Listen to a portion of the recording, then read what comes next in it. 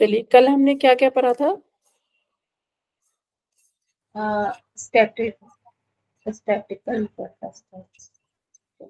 ठीक है, चलिए कोई भी एक बताइए, कल हमने क्या क्या पढ़ा था? कल हमारा स्टार्ट शुरू हुआ था रिसर्च के लिए, ठीक है। तो उसमें हमने मैम स्टैटिकल पढ़ा था, 2 टाइप के होते हैं, डिस्क्रिप्टिव और इन्फॉर्मेशन।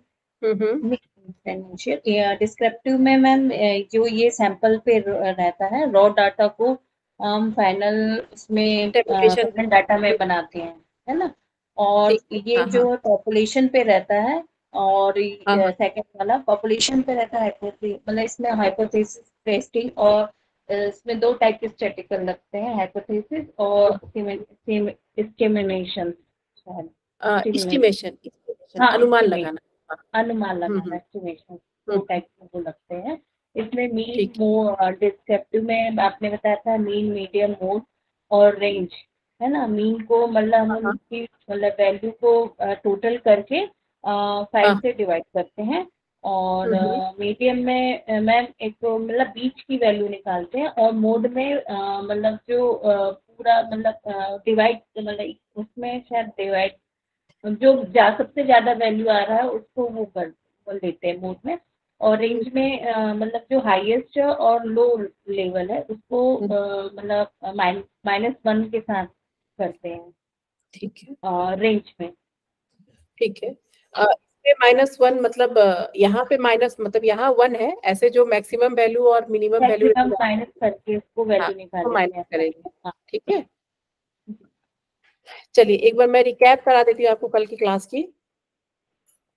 कल हमने स्टैटिस्टिक्स स्टार्ट किया था अपना। कल के क्लास में हमने देखा था कि स्टैट्स दो तरह के होते हैं, एक डिस्क्रिप्टिव और एक डिस्क्रिप्टिव स्टैटिस्टिक्स में हम लोग जो है डिस्क्रिप्टिव स्टैटिस्टिक्स जो है हम लोग का उसमें मीन मीडियन मोड जो एवरेज निकालने का होता है, टेबल बनाने को होता है, जो राव डेटा को हम फिनिश डेटा बनाते हैं और उससे एक एवरेज वैल्यू कैलकुलेट करते हैं, वो हमारा जो है डिस्क्रिप्टिव स्टैटिस्टिक्स में आता है, ठीक है।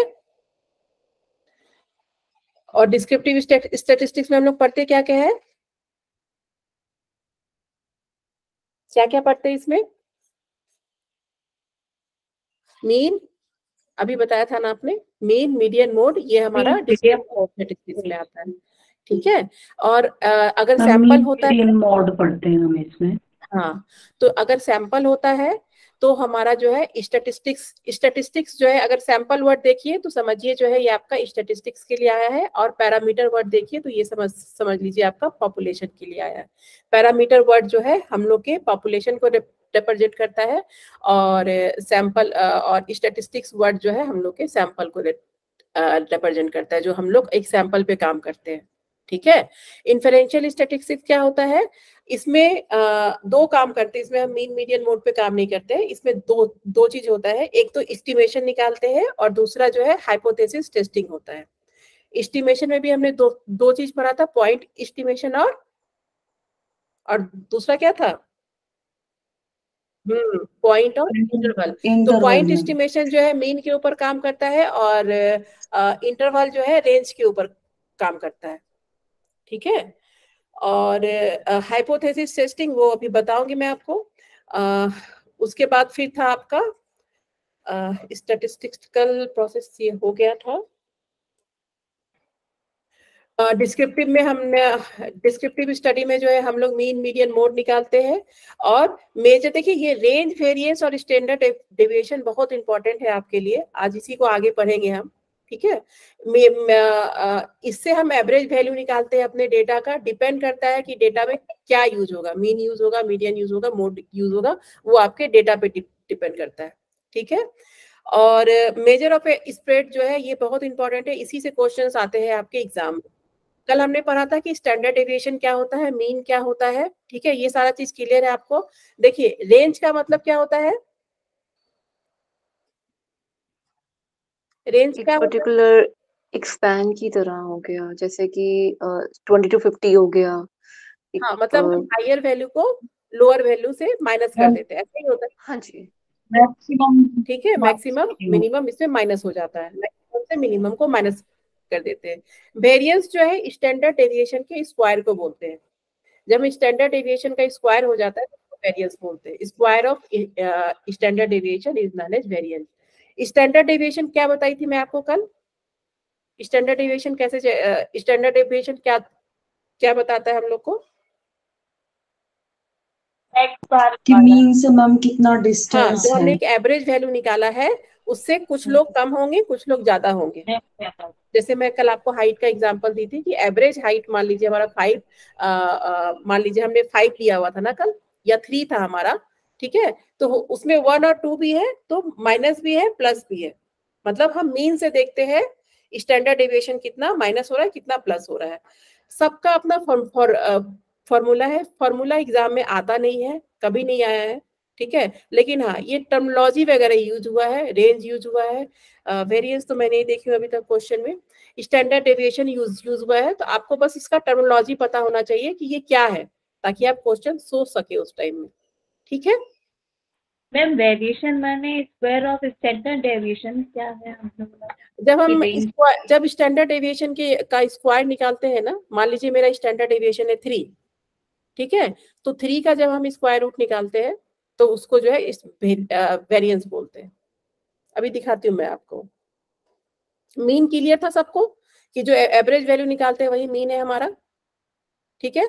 मीडियन था जो हम बीच वाला वैल्यू निकालते हैं। जब मीडियन हम तब यूज करते हैं जब हमें एक मिडिल वैल्यू चाहिए होता है, ठीक है। मोड क्या होता है? जो फ्रीक्वेंसी अगर हमें चेक करना है कि कोई कितनी बार है, जैसे यहाँ 2 बार बार आ रहा है, 2 की फ्रीक्वेंसी सबसे ज्यादा है। फ्रीक्वेंसी मतलब क्या होता है? फ्रीक्वेंसी मतलब क्या होता है? एक चीज से वापस कितनी बार आना। जो नंबर बार बार हो रहा है हम फ्रीक्वेंसी बोलते हैं, ठीक है। जैसे यहाँ 2 बार बार आ रहा है, 2 की फ्रीक्वेंसी यहाँ सबसे ज्यादा, 1 बिल्कुल नहीं आ रहा है, 3 बिल्कुल भी नहीं आ रहा है, 5 भी रिपीट नहीं हो रहा है, 4 भी रिपीट नहीं हो रहा है, लेकिन 2 की फ्रीक्वेंसी ये 2 बार बार रिपीट हो रहा है। तो जो चीज बार बार रिपीट होती है उसको हम फ्रीक्वेंसी बोलते हैं, ठीक है। मैम एक मीन मीडियन मोड का जो आपने बताया, इनका मेजर डिफरेंस एक बार फिर से क्लियर कर देंगे। मोड तो क्लियर हो गया, इट्स फ्रीक्वेंसी कि नंबर का बार रिपीट होना, और मीडियन हो गया एवरेज वैल्यू। अभी देखिए आज मैं आपको पढ़ाऊंगी कि स्क्यूड डेटा क्या होता है, उसमें फिर से हमारा मीडियन यूज होगा, तो उसमें आपको समझ में आ जाएगा, ठीक है। इसलिए अभी मैं इसको टच नहीं की हूँ, अभी आगे पढ़ेंगे अभी हम लोग ये चीज, ठीक है। स्क्यूड नहीं पढ़ाई हूँ ना मैं, अभी पढ़ाऊंगी मैं आपको। ओके मैम जी। मोड मतलब क्या हो गया? जिसकी फ्रीक्वेंसी बार बार हो रही है। रेंज मतलब क्या हो गया? Maximum value minus minimum value, ठीक है। यही रेंज जब हम एस्टिमेशन पढ़ा था ना हमने, पॉइंट एस्टिमेशन और इंटरवल एस्टिमेशन। पॉइंट एस्टिमेशन वो होता है जब हम मीन वैल्यू पे काम करते हैं, मीन वैल्यू को लेके काम करते हैं। हमारे पास मीन वैल्यू है और उसको लेके हम डेटा एनालिसिस करते हैं, तो वो हमारा पॉइंट एस्टिमेशन होता है। लेकिन अगर हम रेंज पे काम करते हैं तो वो हमारा इंटरवल एस्टिमेशन होता है, ठीक है। देखिए ये मैं आपको बहुत डेप्थ में पढ़ा रही हूँ, इतने डेप्थ में क्वेश्चन आता नहीं है एग्जाम में, लेकिन क्या है कि आप समझ पाए इस चीज को, ठीक है, कनेक्ट कर पाए चीजों को, इसलिए मैं पढ़ा रही हूँ आपको। मैम मीन वैल्यू वाला जो पॉइंट आप बता रहे हैं कि mean value is equals to the point value destination, तो ये समथिंग लाइक जैसे हम किलोमीटर्स की या डेस्टिनेशंस की जो जैसे कि डिस्टेंस की अगर हम बात करें उसमें ज्यादा यूज करते हैं, या इसके अलावा भी इसकी और कोई वाइड रेंज है? नहीं नहीं, देखिए जितना भी आपने डेटा कलेक्ट किया ना, जैसे आपका फेज 1 हो गया, फेज 2 हो गया, ठीक है। तो फेज 2 में क्या किया आपने? डेटा कलेक्ट किया। डेटा कलेक्शन किस चीज का किया आपने? हाइट का किया, वेट का किया ना। हाइट का किया होगा, वेट का किया होगा, एंजाइटी का किया होगा, जो भी आपका डिपेंडेंट वेरिएबल है वो डेटा है आपके पास। तो उस डेटा का हम क्या निकालेंगे कि अगर आप MDY में, मैंने मान लीजिए मैंने 4 जो है असेसमेंट टूल यूज किए, एक 4, तो उसमें जो है 4 में से क्या हो गया हमारा? एक आपका हाइट में ली, एक में वेट ली, ठीक है। तीसरा में कितना वेलबिंग है, जो मैं वो आपसे क्वेश्चन से शेयर की थी, वो ली, ठीक है। उसके बाद फिर मैं आपसे जो है आपका एंजाइटी और डिप्रेशन ली। ये 5 स्केल मैं आपके ऊपर यूज की, ठीक है। ये 5 जो है असेसमेंट टूल, या आप ये 5 जो है मैं आपको योगा सेशन देते गई, और मैं प्री और पोस्ट डेटा हो गया ना मेरे पास। तो मान लीजिए आप लोग 50 लोग हैं, मेरा सैंपल साइज 50 है यहाँ पे, तो 50 लोगों का मेरे पास क्या आ गया? हाइट आ गया, वेट आ गया, वेलबिंग स्केल आ गया, वेलबिंग इंडेक्स आ गया, डिप्रेशन आ गया, एंजाइटी आ गया, तो ये जो 5 डेटा पे हमें काम भी तो करना है ना, कि इसमें एवरेज हम जब निकालना होगा कि एवरेज बच्चों का जो है लेवल ये है, एवरेज बच्चे जो है डिप्रेशन में है, ठीक है, एवरेज बच्चे, क्योंकि एवरेज वैल्यू हमेशा आपका जो है ज्यादा आता है अधिकतर। कभी भी जो आपका डेटा होता है ना वो स्ट्रेट लाइन नहीं होता है, जैसे आपका हार्ट बीट आपने वो देखा है ईसीजी जो होता है, हमेशा ऊपर जाएगा फिर नीचे आएगा, ऊपर जाएगा फिर नीचे जाएगा।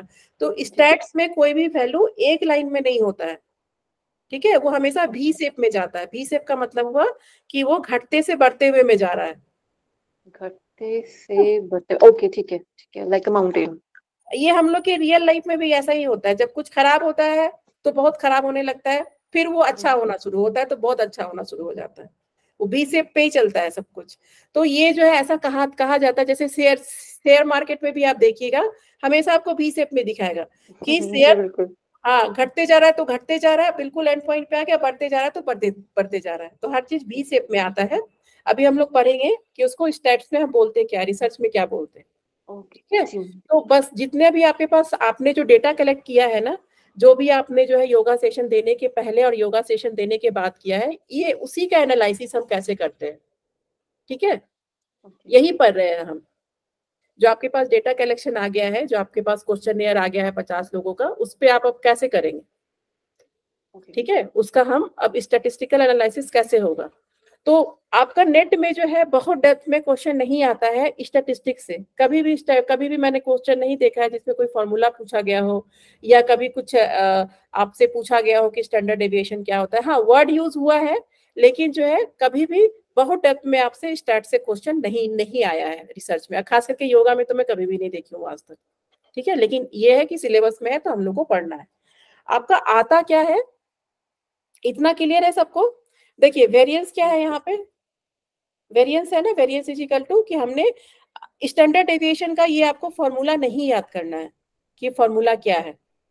एक्स बार किसका था सिंबल, कल मैं बताई थी आपको, एक्स बार स्टैंडर्ड डेविएशन का, स्टैंडर्ड हाँ नहीं, स्टैंडर्ड डेविएशन का नहीं था, स्टैंडर्ड डेविएशन तो हम यहाँ निकाले मैम मीन का एक्स बार जो है मीन का था, और ये सैंपल का था कि पैरामीटर का था, सैंपल का था, ठीक है, वेरी गुड। तो ये जो है आपका ये फॉर्मूला है, लेकिन फॉर्मूला वगैरह उतना हमें नहीं ध्यान देना है। और ये है आपका वेरिएंस, ठीक है। तो वेरिएंस क्या होता है, जब हम मान लीजिए यहाँ पे स्टैंडर्ड डेविएशन 3 आया और 3 का जब हम स्क्वायर कर दिए, ठीक है, 3 का स्क्वायर कितना होगा, 9 होगा, ठीक है। तो क्या हो जाए, तो वो 9 क्या हो जाएगा हमारा वेरिएंस हो जाएगा, ठीक है।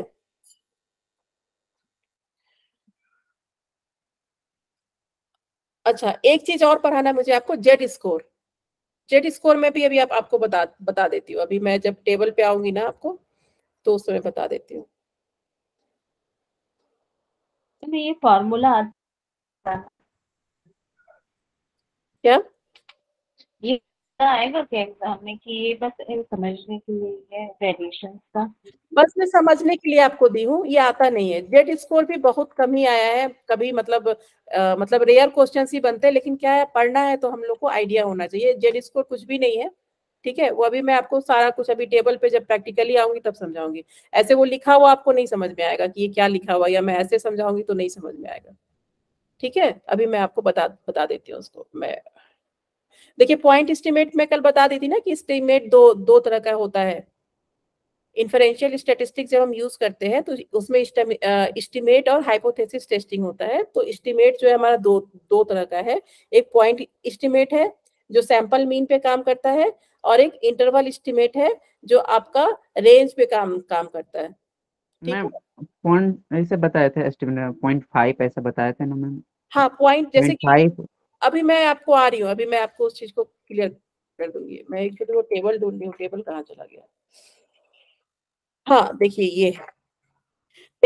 ये जो है ना आपका बेल कर्व है, ठीक है। इसी पे ये बेल कर्व हर जगह यूज होता है, चाहे वो आपका नेट जेआरएफ पे एग्जाम का भी रिजल्ट क्यों नहीं निकालना हो, या कोई ऑफिस वगैरह में भी क्यों नहीं यूज होना है, चाहे आपका स्कूल कॉलेज में भी, ये बेल कर्व बहुत इंपॉर्टेंट है।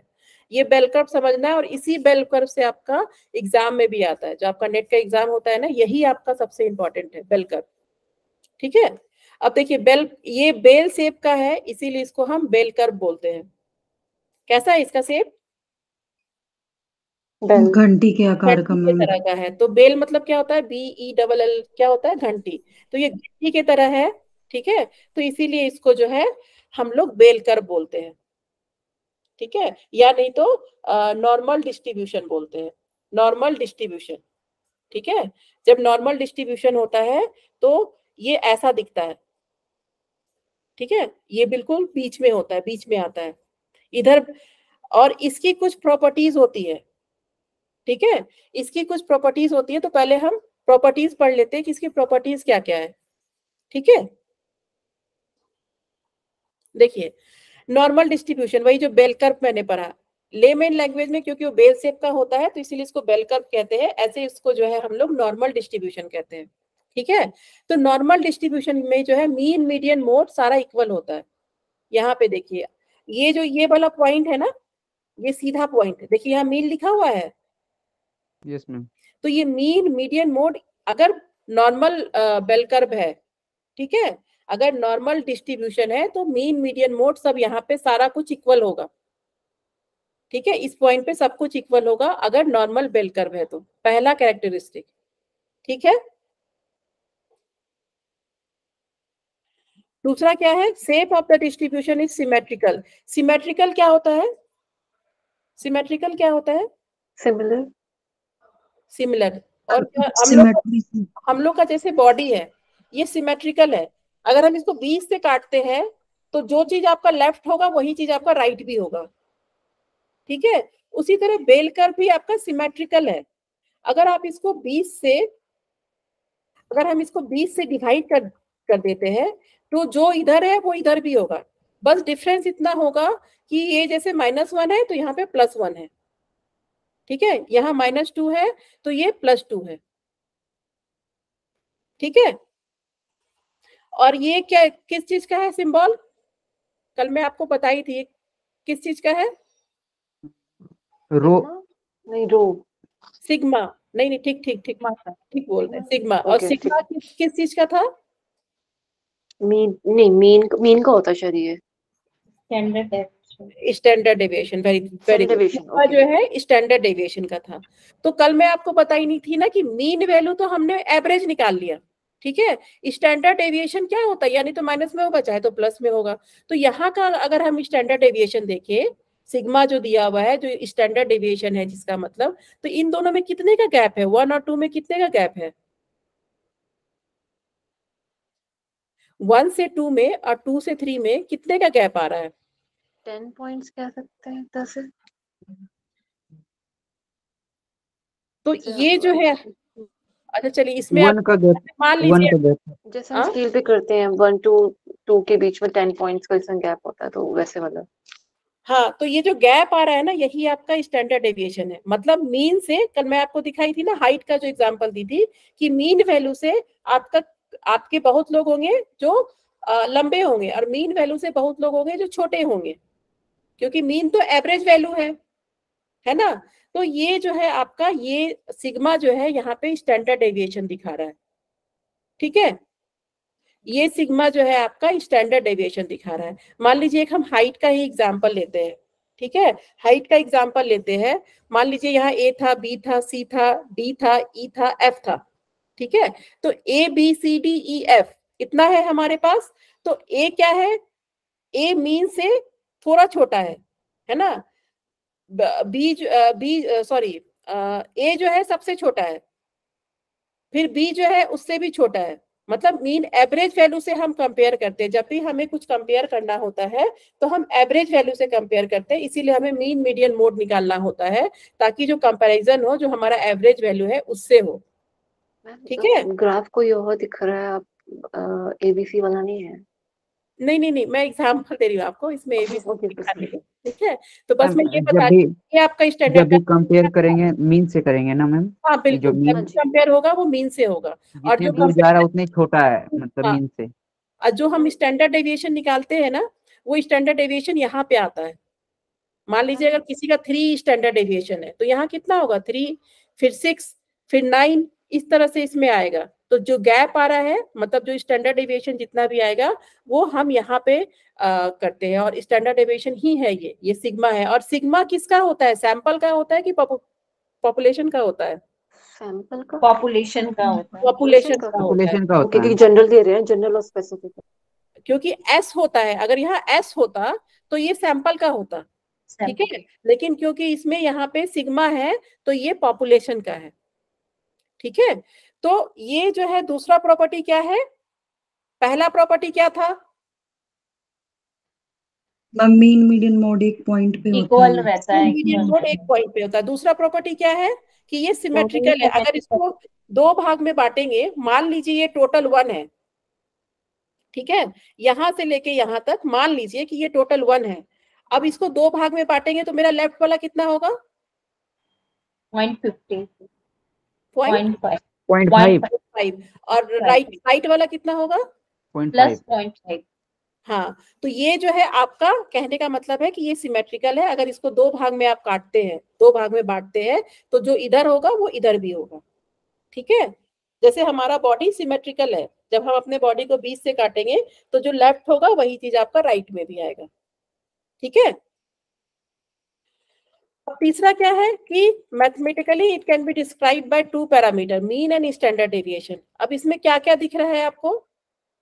एक तो आपको यहाँ मीन दिख रहा है बीच में, अगर यहाँ पे एक ऐसे लकीर दे दे तो ये बीच में क्या है, मीन है। और क्या है ये 1 2 3, और 1 2 3 क्या है ये? Standard deviation. स्टैंडर्ड डेविएशन, ठीक है। तो ये स्टैंडर्ड डेविएशन है, तो मीन और स्टैंडर्ड डेविएशन, ये दो चीज है इसमें। तीसरा पॉइंट, ठीक है, इसका दो। हाँ बताइए। Sorry ma'am. मैम जैसे कि आप यहाँ अपने फर्स्ट पॉइंट बताया कि मीन मीडियन मोड एक पॉइंट पे आके मिलते हैं, तो that is the equilibrium point वाली बात हो रही है? हाँ हाँ बिल्कुल बिल्कुल, ये इक्विलिब्रियम वाला, अगर नॉर्मल डिस्ट्रीब्यूशन है तो। अभी नॉर्मल के बाद भी हम लोग को पढ़ना है, अभी फिलहाल नॉर्मल समझिए कि अगर नॉर्मल डिस्ट्रीब्यूशन है तो इसका प्रॉपर्टीज है कि मीन मीडियन मोड आपका इक्वल पॉइंट पे आएगा। नहीं मैम, कुछ कुछ ऐसा डेटा है, अगर हम नॉर्मल लैंग्वेज में थोड़ा सा समझने की कोशिश करें कि अगर हम किसी भी डेटा के ऊपर बात कर रहे हैं, किसी भी पॉइंट, किस साइकोलॉजिकल पॉइंट के ऊपर मान लीजिए हम बात कर रहे हैं, तो जनरल में जो बात हो रही है वो हो गया मेन मीडियन मोड, जो इक्विलिब्रियम वाला एक एरिया आ गया। उसके बाद जो एरिया आ गया जिसमें या तो डिक्लाइन होगा या तो उसके अंदर बहुत ज्यादा हमें प्रॉपर्टीज मिलेंगी, तो प्लस साइड पे आ गया। और जहाँ पे हमें थोड़ा कम दिखा कि थोड़ा डिप्रेशन की तरफ है या स्ट्रेस की तरफ है, तो उसको हम नेगेटिव एरिया में लेके, यही अगर हम लेके जाएं इसको थोड़ा हाइपर में, तो kind of rapist, kind of criminal type का वो एक प्रॉपर्टीज हमें उसके अंदर देखने को मिलेगी। मैं सिर्फ एग्जांपल दे रही हूँ। नहीं ठीक, देखिए अभी जो है हम लोग जो नॉर्मल डिस्ट्रीब्यूशन पढ़ रहे हैं ना, तो नॉर्मल डिस्ट्रीब्यूशन में जो है ना, अभी जब हम स्क्यूड पढ़ेंगे ना अभी, तो चीजें और क्लियर हो जाएगी आपको। ठीक है। तो मुझे सबको समझाते हुए चलना है, तो इसलिए मैं धीरे धीरे चल रही हूँ कि आपको समझने में आसानी हो, ठीक है। तो अभी हम बात करेंगे इसकी, अभी फिर क्वेश्चंस कैसे आते हैं वो भी हम देखेंगे, ठीक है। तो mathematically it can be describe by 2 parameters. क्या क्या है इसमें? थर्ड पॉइंट, मीन और स्टैंडर्ड डेविएशन। पहला क्या था कि मीन मीडियन मोड इक्वल होते हैं, शेप जो है इसका सिमेट्रिकल होता है। Mathematically it can be describe by 2 parameters. क्या क्या होते हैं उसमें? मीन और स्टैंडर्ड डेविएशन। और इसमें डेटा अगर नॉर्मली, ये जो है डेटा नॉर्मली डिस्ट्रीब्यूटेड है। अगर नॉर्मल डिस्ट्रीब्यूटेड डेटा है, अगर मेरे मान लीजिए मैं आपके 50 बच्चों का आपका हाइट ली और मेरा जो है बेल कर्व ऐसा आता है, जब हम टेस्ट लगाते हैं, जब हम स्टैटिस्टिकल एनालिसिस करते हैं, तो मेरा डेटा इस तरह से, एमडीवाई का डेटा ऐसा आता है, ठीक है। मैंने आपसे सबका हाइट ले लिया, तो सबका हाइट तो एक जैसा नहीं है, अलग अलग है ना, किसी का कम है किसी का ज्यादा है। तो जब मैं आपका हाइट ली तो 50 बच्चों का हाइट हमारा ऐसा आया, ठीक है। तो अब इसमें क्या, अब इसका पॉइंट क्या है कि इसमें अगर ये नॉर्मली, क्योंकि ये नॉर्मल डिस्ट्रीब्यूशन का है, ये जो ग्राफ है ये नॉर्मल डिस्ट्रीब्यूशन का है, ठीक है। इसका एक पिक है बीच में, तो इसमें जो है आपका ग्राफ का इसमें पैरामेट्रिक टेस्ट होगा। दो तरह का टेस्ट होता है, पैरामेट्रिक टेस्ट और नॉन पैरामेट्रिक टेस्ट, ठीक है। तो अगर ग्राफ हमारा ऐसा आता है आपके पॉपुलेशन का, आपके हाइट का, एमडीवाई का जो मैंने हाइट लिया है, अगर ग्राफ ऐसा आता है बेल कर्व जैसा, तो उसका क्या होगा? उसमें पैरामेट्रिक टेस्ट लगेंगे, अभी सिर्फ प्रॉपर्टीज याद रखिए कि इसके प्रॉपर्टीज क्या क्या है, अभी हम डिस्कस करेंगे इसको वन बाय वन। पहला प्रॉपर्टीज क्या था? मैम मीन मीडियन मोड सब इक्वल रहेगा। दूसरा प्रॉपर्टी क्या था? ये हमारा बॉडी जो सिमेट्रिक होते हैं, पॉइंट +5 और नेगेटिव में रहेगा। ठीक है। और तीसरा क्या था? पैरामीटर टू पैरामीटर्स होता है, मीन और स्टैंडर्ड डेविएशन। और डेटा नॉर्मली डिस्ट्रीब्यूटेड है तो उसमें क्या आएगा, हम कौन सा टेस्ट लगाएंगे? पैरामेट्रिक। ठीक है, तो इतना पॉइंट आपको याद रखना है इसके प्रॉपर्टीज के रिगार्डिंग। ठीक है, तो इसमें अगर पैरामेट्रिक टेस्ट लग रहा है, ठीक है, तो आप मुझे बताइए कि इसमें सैंपल साइज ज्यादा होना चाहिए कि कम होना चाहिए? ज्यादा होना चाहिए। ज्यादा होना चाहिए। ठीक है, अगर हम 10 पे करेंगे तो इस पे, ये तो मैं आपको समझाने के लिए जो है ये 1 2 3 है यहाँ पे, ठीक है, लेकिन जब हमारा ग्राफ बनता है तो कैसा कैसा बनेगा, ये पूरी पॉपुलेशन मतलब 50 लोगों को इसी में एकोमोडेट करना होगा। ठीक है, कि कौन माइनस की तरफ आ रहे हैं, कौन प्लस की तरफ आ रहे हैं, कौन मीन वैल्यू में आ रहा है। इवन की जो आपका नेट जेआरएफ का भी रिजल्ट बनता है ना, वो बेल कर्व से ही बनता है आपका, कि कितने जेआरएफ हो रहे हैं, कितने एवरेज में आ रहे हैं, कितने नेट निकाल रहे हैं, इसी से पता चलता है आपका। ठीक है, तो ये बात हो गई, ये प्रॉपर्टी हो गई आपके बेल कर्व की।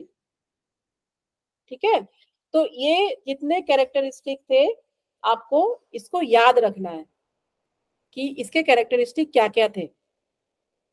ठीक है, अब आपको अगर मैं बोलूं, चलिए अब हम आते हैं आप लोग के ही पॉइंट पे। ये तो था कि चलिए पॉपुलेशन जो है हमारा, हाइट जो है सबका 1 2 3 4 5 6 था, या मान लीजिए हाइट हम 1 2 3 लेके ही चलते हैं फिलहाल। ठीक है, कि किसी का 1 था, जिसका 3 था वो यहाँ आ गया, जिसका -2 था वो यहाँ आ गया, जिसका -1 में था वो यहाँ आ गया। ठीक है, जिसका +1 में जा रहा था उसका यहाँ आ गया, जिसका +2 में था ऐसे आ गया। ठीक है, लेकिन ऐसा भी तो हो सकता है कि कोई एक डेटा ऐसा आ जाए कि जो +10 हो जाए, पॉसिबल है? कोई ऐसा भी तो हाइट आ सकता है हमारे पास, जो आ सकता है डेटा हमारे पास ऐसा। ठीक है, तो उसी डेटा को जो नॉर्मल पॉइंट से, जो मीन से बहुत दूर है, उसको हम आउटलायर बोलते हैं। तो हमारा ये बेल कर्व क्या नॉर्मल होगा उस पॉइंट में? नहीं होगा। यहाँ तो दोनों तरफ बराबर है, 3 है 2 है 1 है, यहाँ 1 है 2 है 3 है। ठीक है, यहाँ तो बराबर है, लेकिन मान लीजिए अगर एक डेटा हमारे पास ऐसा आ जाए कि 10 आ जाए, हाइट जो है 10 में आ जाए, तो ये क्या होगा, ये जो बेल कर्व का इसको टेल बोलते हैं। 1 टेल 2 टेल अभी हम लोग पढ़ेंगे, इसी को हम लोग अगर इन दोनों पे काम करते हैं तो उसको 2 टेल बोलते हैं, और एक ही टेल पे काम करते हैं तो उसको 1 टेल बोलते हैं। ठीक है, ये जो साइड वाला पोर्शन है ये कभी भी एक दूसरे को टच नहीं करता है। जब भी बेल कर्व का ये भी प्रॉपर्टी कि ये एक दूसरे को टच नहीं करता है। ठीक है, तो ये जो है टेल है, तो इसका टेल क्या होगा, राइट की तरफ ज्यादा भागेगा। ठीक है, तो उसको हम लोग स्क्यूड बोलते हैं। स्क्यूड मतलब क्या होता है, आरा तिरछा, जो तिरछा हो जाता है। बिगड़ा हुआ। देखिए बताती हूँ मैं आपको। मैम फिर से बताइए ना, नहीं समझ में आया। अच्छा फिर से बताऊं मैं आपको। देखिए जैसे ये डेटा है ना यहाँ पे, तो अभी तो हाइट मेरे पास था 3, मतलब माइनस में 3 था, प्लस में, ये मीन वैल्यू से कंपैरिजन हो रहा है, एक एवरेज वैल्यू से कंपैरिजन हो रहा है। ठीक है, तो उसमें -3 में था, -2 में था, -1 में था। इसमें +1 में था आपका हाइट, +2 में 2 वालों में हाइट था, +3 वाले में हाइट था। अब मान लीजिए कि मेरे पास एक हाइट ऐसा आ जाए जो 10 हो जाए, मान लीजिए कि 10 सेंटीमीटर ही हो जाए, इतना मान के चलते कि 10 सेंटीमीटर। अभी तो मेरे पास 1 2 3 में ही था, तो टेबल मेरा जो है नॉर्मल था। ठीक है, सिमेट्रिकल था। अब ऐसा भी तो हो सकता है कि कोई डेटा हमारे पास ऐसा आ जाए कि जिसका हाइट 10 सेंटीमीटर हो, पॉसिबल है ना। हमने हाइट का डेटा लिया और हाइट के डेटा में एक दो हाइट हमारे पास ऐसा आ गया जो नॉर्मल हाइट से बहुत ज्यादा था, जो एवरेज हाइट से बहुत ज्यादा था, जो हमारे इस 1 में भी नहीं आ रहा था, 2 में भी नहीं आ रहा था, 3 में भी नहीं आ रहा था, वो सीधे 10 हो रहा था। तो ये जो लाइन है, ये जो टेल है, ये इस तरफ भागेगा ना, राइट की तरफ, ये तिरछा हो जाएगा ना फिर। जी मैम। ठीक है, तो इसी को स्क्यूड बोलते हैं। जब हमारे पास कोई, और उस डेटा को आउटलायर बोलते हैं कि जो मीन वैल्यू से बहुत दूर है, क्योंकि ये सब देखिए पास पास है। लेकिन जो डेटा मीन वैल्यू से बहुत दूर चला जाता है उसी को हम आउटलायर बोलते हैं। कल हमने आउटलायर पढ़ा था, किसी ने मेरे से पूछा भी था कि मैम ये क्या है, तो आउटलायर इसी को बोलते हैं कि जो मीन वैल्यू से जो डेटा बहुत दूर होता है उसको हम आउटलायर बोलते हैं। ठीक है, तो मैम जैसे कि आप बता रहे हैं +10 मतलब जो आउटलायर के बारे में बता रहे हैं, तो वो मीन से बहुत कम भी तो हो सकता है। जैसे आप +10 बता रहे हैं तो वो मीन से बहुत कम भी तो हो हाँ सकता हाँ, है। अभी हम लोग ज्यादा पढ़ेंगे, जब कम होगा तो हम अभी फिर से अभी अभी ज्यादा समझिए, कम पे भी आना है हम लोग को। ठीक है, तो वो हमारा जो है ये जब यहाँ पे ज्यादा हो जाएगा, मान लीजिए 10 आ जाएगा, तो ये स्क्यूड जो ये तिरछा हो रहा है, ये स्क्यूड हो रहा है ना, इसी को हम लोग स्क्यूनेस बोलते हैं। ठीक है, तो ये क्या है, ये हमारा कौन सा साइड है, राइट साइड, राइट साइड। और ये क्या है, लेफ्ट साइड। लेफ्ट साइड में क्या है, माइनस वैल्यू आ रहा है, माइनस, राइट साइड में क्या आ रहा है, पॉजिटिव प्लस आ रहा है। वैल्यू आ रहा है। तो जब हम, जैसे मैं आपको बताई कि मान लीजिए 10 हो गया, तो आपने मेरे से पूछा मान लीजिए कम हो गया, मान लीजिए कि यहाँ भी एक हम लोग को डेटा ऐसा मिल गया जो मीन वैल्यू से, जैसे यहाँ पे चलिए एक मीन वैल्यू भी बना ही देते हैं। ठीक है, ये हमारा क्या है, एवरेज वैल्यू, इसी से सब चीज का कंपैरिजन हो रहा है, यही हो रहा है। तो अब देखिए इस वैल्यू से ऐसा भी तो हो सकता है कि एक डेटा ऐसा हो कि जो बिल्कुल 10 में बिल्कुल बिल्कुल छोटा सा आदमी हो आपके एमडीवाई में, तो उसका अगर हम हाइट लेंगे तो क्या होगा, वो लेफ्ट की तरफ स्क्यूट करेगा। मतलब लेफ्ट और राइट स्क्यूट दोनों तरफ हो सकता है डेटा में, पॉसिबल है ना। पॉसिबल तो नहीं कि हर डेटा हमारा ऐसा है नॉर्मल ही हो, स्क्यूनेस भी हो, स्क्यूनेस की भी पॉसिबिलिटी है। मान लीजिए कोई बहुत लंबा आदमी आ जाए तो पूरा डेटा खराब कर देगा, मान लीजिए बिल्कुल बौना आदमी आ जाए तो वो भी डेटा खराब कर देगा। लेकिन हम लोग को अपने हम ऐसा थोड़ी ना कहेंगे कि हम अपने सैंपल में ये डेटा है तो इसको हटा दे, अगर एक होगा तो हटा दो, यही उपाय है रिसर्च में, क्योंकि जो बहुत ज्यादा होता है उसी को हम कंसीडर करते हैं। ठीक है, जो नॉर्मल होता है उसी को हम कंसीडर करते हैं। तो अगर ऐसा डेटा है हमारे पास तो हमारा बेल कर्व कैसा बन जाएगा, देखिए हमारा बेल कर्व जो है लेफ्ट स्क्यूड। देखिए अगर हमारा ज्यादा हो जाएगा, तिरछा बन सिमेट्रिकल जाएगा ही मैम। रहेगा। बेल कर्व कैसे आर्बिट्रल। हो जाएगा, ऐसा हो जाएगा अगर राइट स्क्यूड होता है तो। ठीक है, अगर राइट स्क्यूड होता है तो हमारा बेल कर्व क्या है, राइट की तरफ भागेगा ना, ऐसा हो जाएगा ना। अगर मान लीजिए कि कोई 10 आ गया बीच में तो ये ऐसे ऐसे ऐसे जाएगा ना, ये राइट की तरफ स्क्यूड हो जाएगा। तो क्या ये सिमेट्रिकल होगा फिर, नो मैम। तो फिर इसमें नॉर्मल जो हमने कैरेक्टरिस्टिक पढ़ा, normal distribution of bell curve, वो नहीं है, फिर वो कैरेक्टरिस्टिक खत्म हो जाएगा अगर आपका डेटा स्क्यूड हो जाता है तो। ठीक है, और अगर लेफ्ट की तरफ भी पॉसिबल है कि कोई ऐसा सैंपल आ गया हमारे पास, ठीक है, तो लेफ्ट की तरफ भी पॉसिबल है कि हो सकता है कि यहां से स्क्यूड हो जाए डेटा आपका।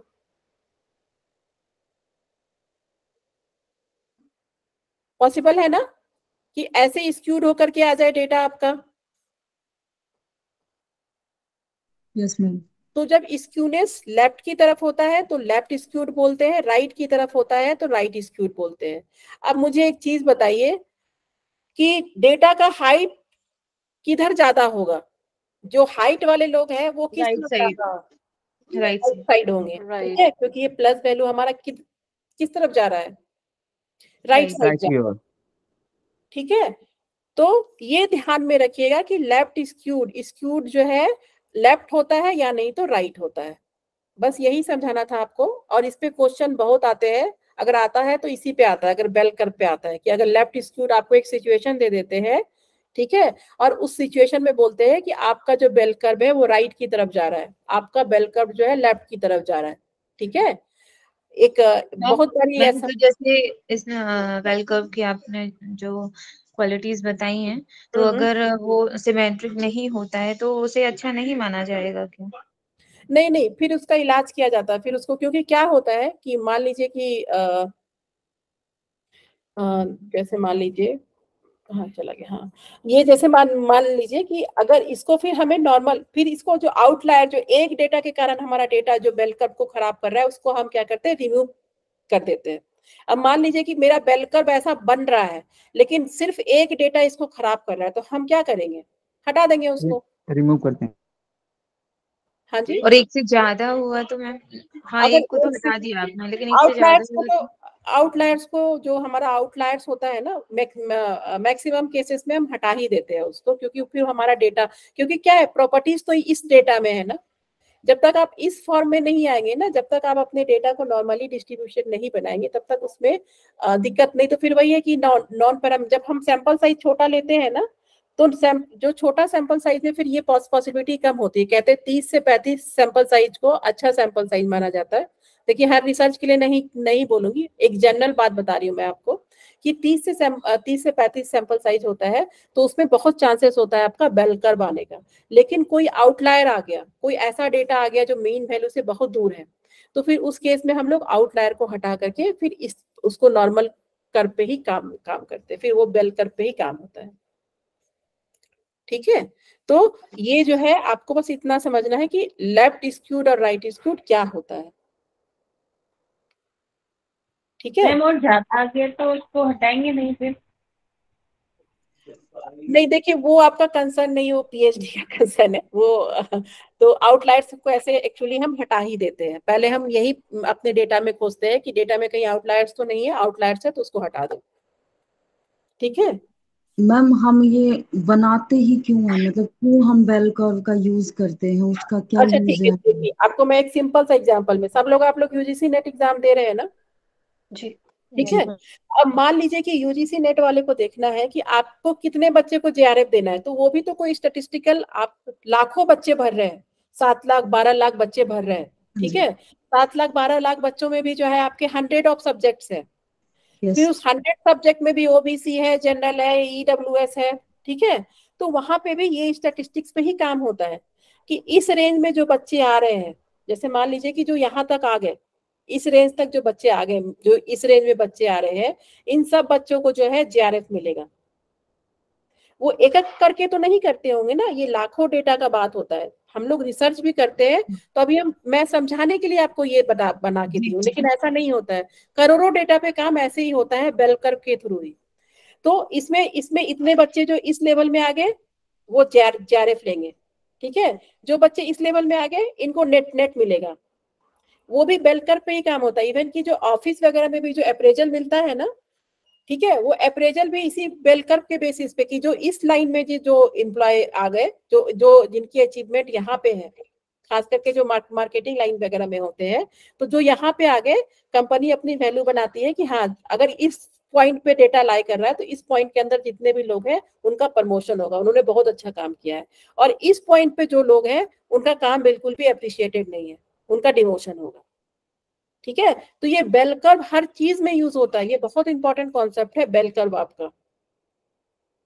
ठीक है, तो आप खुद सोचिए ना कि आप जब नेट जेआरएफ का प्रिपरेशन कर रहे हैं, तो आप लोग कितना 12 लाख लोग फॉर्म भरते हैं। आप सोचिए 12 लाख डेटा को जब तक आप इसमें स्टैटिस्टिकल एनालिसिस नहीं लगाइएगा, तो कैसे आपको वो कैसे निकालेंगे नेट में कि कौन जेआरएफ है कौन नेट है।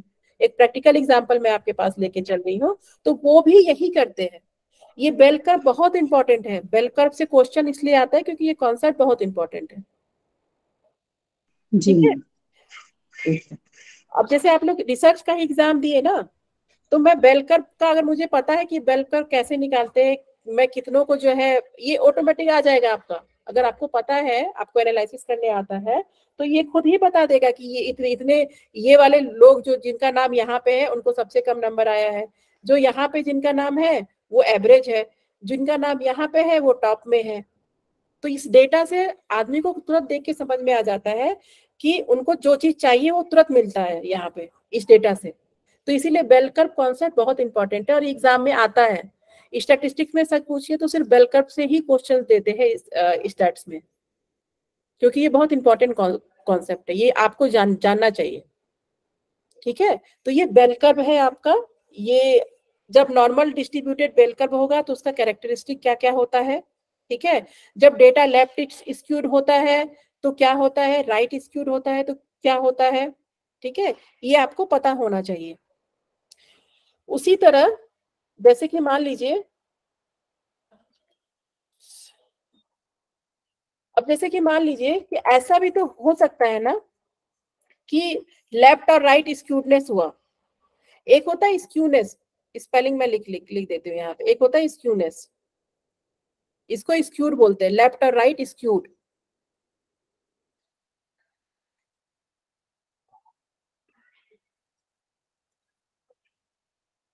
ठीक है, कि यानी तो लेफ्ट होगा यानी तो राइट होगा। ऐसा भी तो हो सकता है ना कि जो एवरेज वैल्यू है वही बहुत ज्यादा हो, तो हमारा डेटा कैसा होगा? मान लीजिए कि एवरेज वैल्यू ऐसा भी हो सकता है, देखिए दिखाती हूँ मैं आपको। ठीक है, एक ऐसा भी हो सकता है,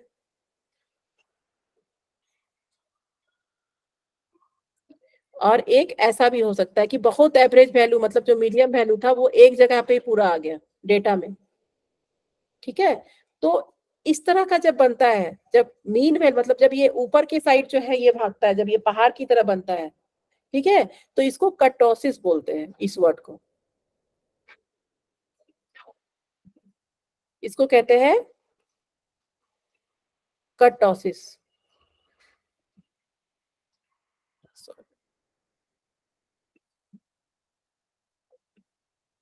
ठीक है, KURTOSIS,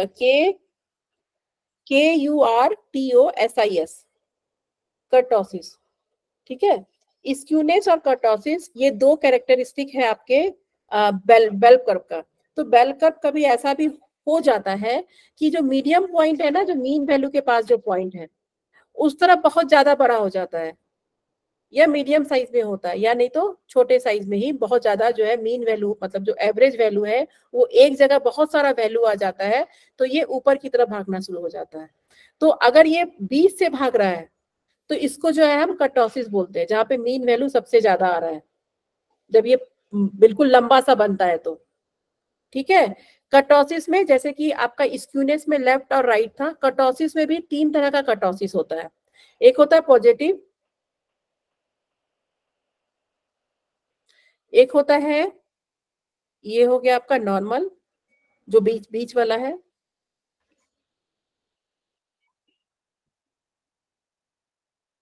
ये हो जाता है आपका,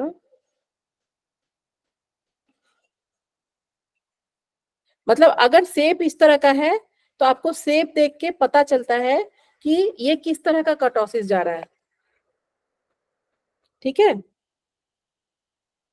ऐसे इस कर्टोसिस का नाम है, जैसे कि ये जो है इसको जो सबसे लंबा है,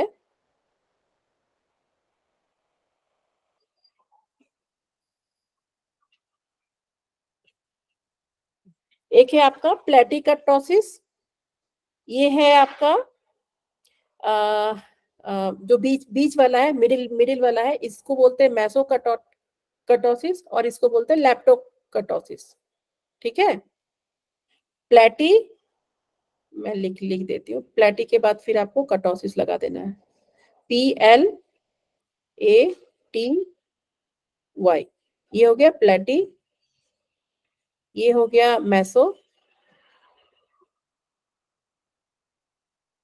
और ये हो गया लेप्टो।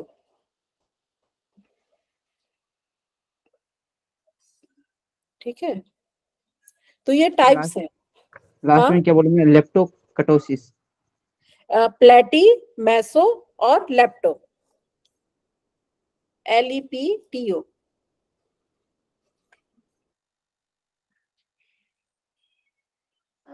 ओसिस जनरली हम किसी प्रोसेस के लिए यूज करते हैं, जैसे जब बहुत ज्यादा आपका एवरेज वैल्यू आ जाता है ना, जब बीच का डेटा क्या होगा, मान लीजिए कि जो है मेरे पास ये डेटा, ये है हमारा bell curve, normal bell curve. मान लीजिए कि यहाँ पे हमारा 3 का ऑप्शन नहीं हो, 2 का ऑप्शन नहीं हो, तो ये क्या होगा, ये बिल्कुल ऊपर की तरफ भागेगा। बिल्कुल। ठीक है, तो ये जब बिल्कुल ऊपर की तरफ भागेगा तो इसमें फिर स्क्यूनेस नहीं है, फिर ये कर्टोसिस है। प्लेटी हो जाएगा मैम। ठीक है, तो फिर प्लेटी हो जाएगा। फिर अगर मान लीजिए कि मतलब मेरे कहने का मतलब है कि जब मीन वैल्यू, जब वैल्यू कम होते हैं हमारे डेटा में, क्योंकि रिसर्च तो आपके बहुत तरह के है ना, बहुत तरह के सैंपल पे, छोटे सैंपल पे, बड़े तो सैंपल ये पे, ठीक है। पॉपुलेशन साइज के ऊपर भी डिपेंड करता है इस वजह से? बिल्कुल बिल्कुल, ये पॉपुलेशन साइज पे, जैसे मैं अभी आपको बताई ना कि 30 से 35 का अगर पॉपुलेशन होता है तो मैक्सिमम चांसेस होते हैं आपका नॉर्मल बेल कर्व बनने का।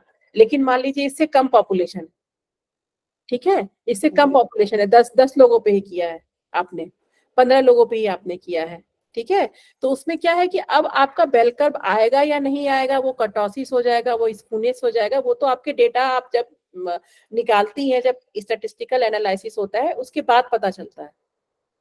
ओके ओके, ठीक है, तो इसको जो है हम एक होता है हमारा स्क्यूनेस, एक होता है कर्टोसिस। स्क्यूनेस क्या होता है हमारा? लेफ्ट स्क्यूनेस और राइट स्क्यूनेस। लेफ्ट का लेफ्ट या मतलब राइट? ना, लेफ्ट का मतलब है घट रहा है, राइट का मतलब है बढ़ रहा है। बढ़ रहा बढ़। है। उसी तरह जब हम कर्टोसिस पढ़ रहे होते हैं, पॉपुलेशन का साइज डिक्रीज या इंक्रीज करेगा और प्लस कंडीशन के ऊपर डिपेंड करेगा। बिल्कुल, ठीक है, तो ये आपका यहाँ पे निगेटिव हो रहा है जब लेफ्टो हो रहा है। नॉर्मल आपका कब कब हो रहा है? जब ये बीच का है आपका मैसो वाला, ठीक है, और पॉजिटिव हो रहा है जब बहुत ज्यादा ऊपर है। तो आपको बस ये कैरेक्टरिस्टिक याद रखना है कि कब निगेटिव हो रहा है, कब पॉजिटिव हो रहा है, ठीक है। कर्टोसिस में भी लेफ्ट और राइट का स्क्यूनेस हो सकती है? नहीं नहीं, लेफ्ट राइट का जब भी होगा तो उसको स्क्यूनेस बोलेंगे, फिर उसको अच्छा, कर्टोसिस नहीं बोलेंगे। और वो रहेगा ही बेल में ही? वो रहेगा बेल में ही, ये हमेशा बेल कर्व, इसीलिए इसको बेल कर्व भी बोलते हैं, ओके। ठीक है। और अगर कर्टोसिस लेफ्ट में राइट है, कभी अगर आपका डेटा लेफ्ट राइट हो रहा है तो वो स्क्यूनेस हुआ, वो कर्टोसिस नहीं हुआ। अगर आपका कर्टोसिस डेटा नहीं। बिल्कुल एक तरफ से ऊपर जा रहा है तो वो कर्टोसिस। मैम लेकिन स्क्यूनेस तो आपने बताया ना कि नेगेटिव जाएगा लेफ्ट साइड पर, तभी उसको बोलते हैं, और इस तरफ जो आउटलाइन है उसको क्या नाम बताया था, एक्सक्लूडेड को समथिंग? ये प्लेटी, मैसो और लेप्टो। यस मैम, यही वाला। हाँ हाँ, तो बस आपको इतना पता चल, देखिए कैसे आया वो मत पता कीजिए, बस ये है। अगर वहां पे अगर आपका मान लीजिए कि प्लेटी कर्टोसिस लिखा हुआ है तो प्लेटी क्या है आपका? पॉजिटिव है। ऐसे एक कीवर्ड बना लीजिए, पी से प्लेटी आ रहा है, पी से पॉजिटिव आ रहा है, ठीक है। बीच में है तो नॉर्मल है, जो मैसो है, मीडियम वाला है तो मैसो है और वो नॉर्मल है, और जो लेप्टो है वो निगेटिव है, ठीक है। ऐसे कर्टोसिस पे क्वेश्चन नहीं देखी हूँ मैं आज तक, जब भी क्वेश्चन आया तो स्क्यूनेस पे ही आया है, और स्क्यूनेस बहुत इजी है, कुछ भी नहीं है, बस लेफ्ट और राइट का कॉन्सेप्ट समझना है आपको, ठीक है। इस पे क्वेश्चंस नहीं देखी हूँ मैं अभी तक, हो सकता है क्वेश्चन हो तो मैं लेके आऊंगी, आपके लिए पूछूंगी मैं आपसे कैसे होगा। बस आप अपना कैरेक्टरिस्टिक ध्यान में रखिए कि लेफ्ट में अगर स्क्यूनेस हो रहा है तो क्या होता है, अगर डेटा राइट की तरफ जा रहा है तो क्या हो रहा है, ठीक है। और प्लेटी है तो पॉजिटिव है, नॉर्मल है, ये नॉर्मल का मतलब हो गया मैसो, लेप्टो है तो वो निगेटिव है, ठीक है जी। तो ये था आपका स्क्यूनेस, नॉर्मल डिस्ट्रीब्यूशन, जिसको हम बेल कर्व बोलते हैं। क्वेश्चन आपका यहीं से जो है होता है, आता है आपका क्वेश्चन, ठीक है। इसके बाद एक दो कॉन्सेप्ट बचे हुए हैं, जो कॉन्फिडेंस इंटरवल या कैसे डिसीजन लेते हैं हम लोग स्टेट्स में, वो मुझे आपको पढ़ाना है, ठीक है, कि डिसीजन मेकिंग कैसे होता है। आज स्क्यूनेस और कर्टोसिस आपका पूरा हो गया है कि ये दोनों चीज होता क्या है, बेल कर्व क्या होता है, नॉर्मल डिस्ट्रीब्यूशन के कैरेक्टरिस्टिक क्या क्या होते हैं, ये सब चीज ध्यान में रखिएगा, ठीक है। जी मैम। अब मैं आपसे एक क्वेश्चन देती हूँ जो एग्जाम में आया हुआ है, और मुझे इसका आंसर बताइए। मैं क्वेश्चन आपको समझा देती हूँ। सबको क्लियर है? किसी को तो कोई ऐसा नहीं है जिसको क्लियर नहीं हुआ है ये कॉन्सेप्ट, जिसको नहीं समझ में आया हो? कोई भी एक ऐसा?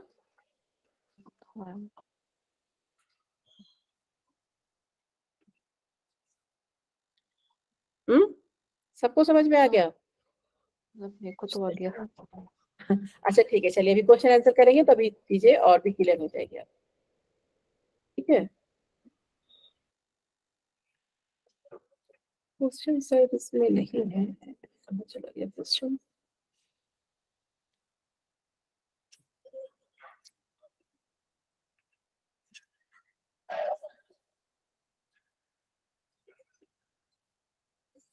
हाँ, क्वेश्चन यहाँ है, आपको दिख रहा है सबको स्लाइड?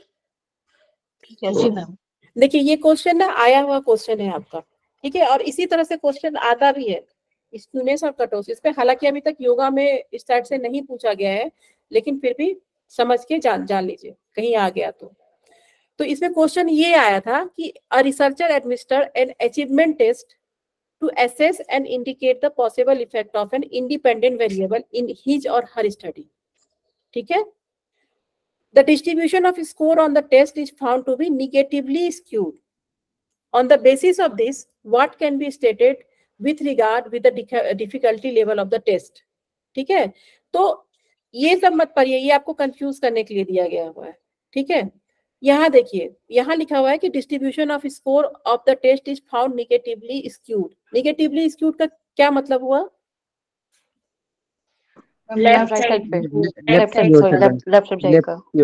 में हो जाएगा। तो लेफ्ट साइड में हो जाएगा तो क्या होगा इसमें?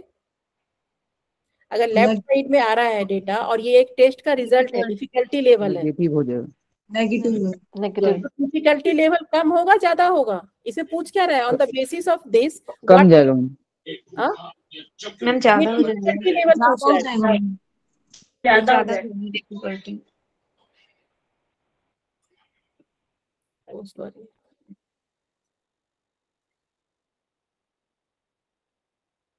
आई थिंक 4 होना चाहिए। Test is easy and needs to be normalize. अगर हम राइट साइड पे जाएंगे तो ज्यादा डिफिकल्टी लेवल इंक्रीज नहीं हो रहा। नहीं नहीं, एक ये हो मिनट, जाएगा मैम, 2 नंबर हो जाएगा। सेकंड आएगा, मेरे को भी लग रहा है कि डिफिकल्टी लेवल ही इंक्रीज हो रहा है, इसलिए नेगेटिव हो रहा है। हाँ, ओके, देखिए इसमें क्या है कि रिसर्चर एक अचीवमेंट टेस्ट जो है रिसर्चर जो है एडमिनिस्टर करता है। ठीक है, कि इसका इंडिपेंडेंट वेरिएबल जो है उसका क्या प्रभाव है उसके ऊपर। ठीक है, तो इसमें क्या है जो इसमें देखने वाला है कि इसमें स्कोर के बारे में बता रहा है कि the distribution score of the test is found negatively skewed. ठीक है, तो जो स्कोर का जो टेस्ट जो स्कोर है वो क्या है? निगेटिवली स्क्यूड है। तो इसमें पूछ रहा है on the basis of this what can be stated with regard to the difficulty level of the test. तो इसमें difficulty level of the test पूछ रहा है। तो ये जो है आपका ये कैसा है? निगेटिवली स्क्यूड है। तो स्क्यूड किस साइड होगा? लेफ्ट में होगा, राइट में होगा? लेफ्ट लेफ्ट में होगा। ठीक है, सेकंड। ठीक है, तो अब आप मुझे ये बताइए, क्योंकि इसमें डिफिकल्टी लेवल ऑफ टेस्ट पूछ रहा है कि टेस्ट का डिफिकल्टी लेवल कैसा होगा। तो लेफ्ट का डेटा हम लोग को क्या है, इसका कैरेक्टरिस्टिक क्या है लेफ्ट का? नेगेटिव, कि इसमें कम होगा, निगेटिव या कम होगा? कम होगा, ज्यादा होगा। जैसे अगर हम हाइट का भी अगर हम हाइट से भी समझते हैं तो क्या होता है कि इस साइड जो है हाइट कम था और इस साइड हाइट ज्यादा था। यही था ना कि इधर जो है हाइट ज्यादा था और इधर हाइट कम था। निगेटिव पॉजिटिव इस तरह से मत सोचिएगा कि निगेटिव का कहने का मतलब है कम, मतलब यहाँ पे डिक्रीज लेवल में है और यहाँ पे इंक्रीज लेवल में है। जब बेल कर्व पढ़ रहे थे तो निगेटिव डालने का मतलब है कम और ज्यादा, ये भी है। डेटा माइनस में है, इसका मतलब डेटा क्या है? कम है, एवरेज वैल्यू से कम है, और इधर एवरेज वैल्यू से ज्यादा है। जैसे हम हाइट का पढ़े थे कि हाइट इधर कम है और इधर जो है ज्यादा है। ठीक है, तो हमने पढ़ा था कि लेफ्ट साइड में अगर डेटा होता है तो वो कम, तो इसमें डिफिकल्टी लेवल अगर कम है तो टेस्ट क्या होगा? इजी होगा। Test is easy and needs to normalize. Easy होगा। ठीक है, तो ये क्या है कि टेस्ट इज इजी। ये सिर्फ आपका डिफिकल्टी लेवल ऑफ टेस्ट पूछ रहा है। ठीक है, मैम तो उससे फर्स्ट आएगा। हाँ, the test is very easy, ये इसलिए आएगा क्योंकि जो है आपका ये देखिए the test is easy and needs normalization. इसमें आपसे सिर्फ डिफिकल्टी लेवल ऑफ टेस्ट पूछ रहा है। ठीक है, डिफिकल्टी लेवल पूछ रहा है आपसे कि उसका लेवल क्या है। जी मैम, अगर वो पॉजिटिवली स्क्यूड हो रहा है तो फिर हम क्या कहते हैं? तो फिर अगर इसका मतलब डिफिकल्टी लेवल बढ़ रहा है ना। अगर किसी एग्जाम में क्वेश्चन बहुत डिफिकल्ट है तो आपका एग्जाम कैसा होगा? मैम अच्छा नहीं होगा। अच्छा नहीं होगा ना, तो डिफिकल्ट होगा आपका एग्जाम। यस जी। तो ये टेस्ट क्या हो गया? डिफिकल्ट हो गया। अगर यहाँ पे बोलता कि लेफ्ट के बदला अगर यहाँ पे राइट दिया रहता, ठीक है, अगर लेफ्ट के बदला निगेटिवली स्क्यूड का क्या मतलब हो गया? लेफ्ट हो गया, तो अगर यहाँ पे देखता कि नहीं पॉजिटिवली स्क्यूड, तो इसका मतलब क्या है, डिफिकल्टी लेवल बढ़ हाई, जाता। तो क्वेश्चन का लेवल क्या हो गया, डिफिकल्ट हो हाई। गया। तो इसी मैम तरह ये से ना, हाँ इसी तरह से फोर्थ क्यों नहीं लिया, नीड्स टू नॉर्मलाइज करके क्यों नहीं लिया ये वाला, ये भी हो सिर्फ सकता इसी है, क्यों लिया? नहीं नहीं ये भी हो सकता है, ये भी सही है अच्छा और ये भी सही है, लेकिन यहाँ पे अच्छा, difficulty level of the test पूछ रहा है। और आगे कुछ और नहीं पूछा उसके ऊपर ठीक इसलिए। है, आगे कुछ और, यहाँ पे सिर्फ आपका डिफिकल्टी लेवल पूछ रहा है, तो हम सिर्फ जितना पूछ रहा है उतना ही बोलेंगे। जी। ठीक है, कि टेस्ट क्या है, इजी है, test is very easy, test difficult नहीं है। तो और ये अगर प्रॉपर बेल शेप होता तो थर्ड वाला आता मैम जी? अगर जो है मान लीजिए अगर डेटा स्क्यूड नहीं है, अगर डेटा स्क्यूड नहीं है तब तो वो जो है नॉर्मल है, फिर तो डेटा हमारा यहाँ पे आता दिक्कत, थर्ड वाला, the test is neither easy not हाँ difficult. Not not not difficult, तो फिर ये वाला आ जाता।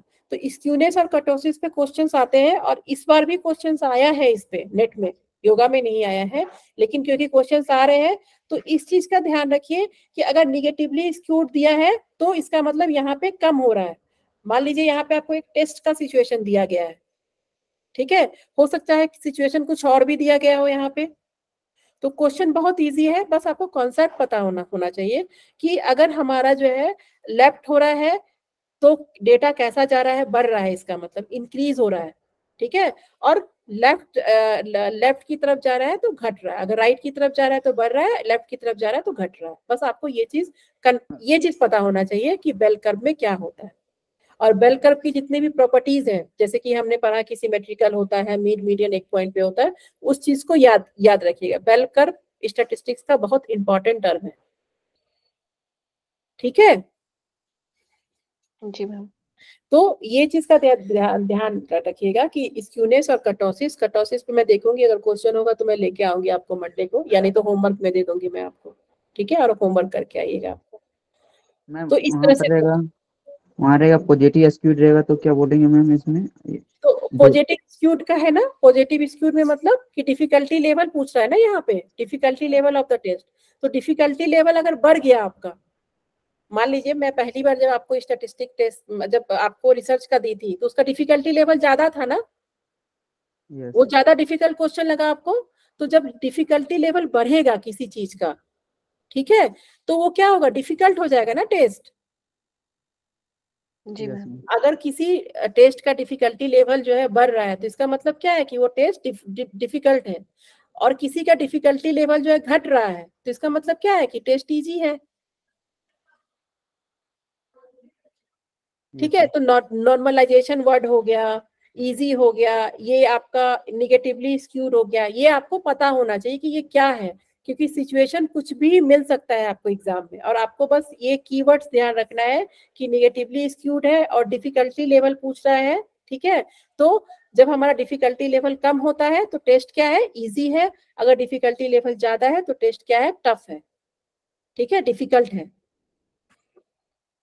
और अगर ये नॉर्मलाइजेशन में होता तो क्या हो जाता, the test is neither balance easy और इक्विलिब्रियम। डिफिकल्ट। Not difficult. तो आपको बस ये स्क्यूनेस समझना है कि लेफ्ट में क्या है, राइट में क्या है, इजी है ना क्वेश्चन इजी है, लेकिन घुमा फिरा के दिया हुआ है नेट में, पेपर जी। 1 का सब क्वेश्चन ऐसे ही देता है, पूछना थोड़ा होता है लेकिन क्वेश्चन बहुत बड़ा बनता है उसका, ठीक है। तो अगर क्वेश्चन में कुछ नहीं समझ में आए तो उसके कीवर्ड्स को जरूर देखिए, जैसे यहाँ पे निगेटिवली स्क्यूड दिया है तो आपको पता है कि निगेटिव स्क्यूड का प्रॉपर्टी क्या है, कि चीजें घट रही है, ठीक है।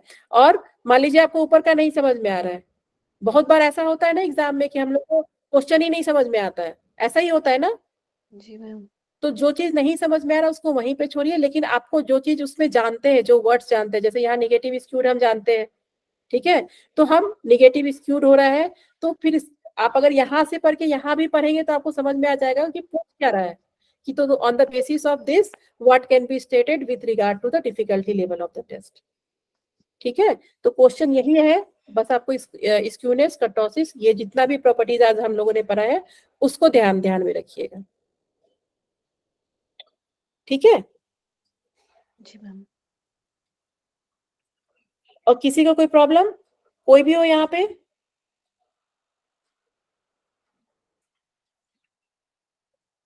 मैम मुझे थोड़ा कंफ्यूजन है। हम्म।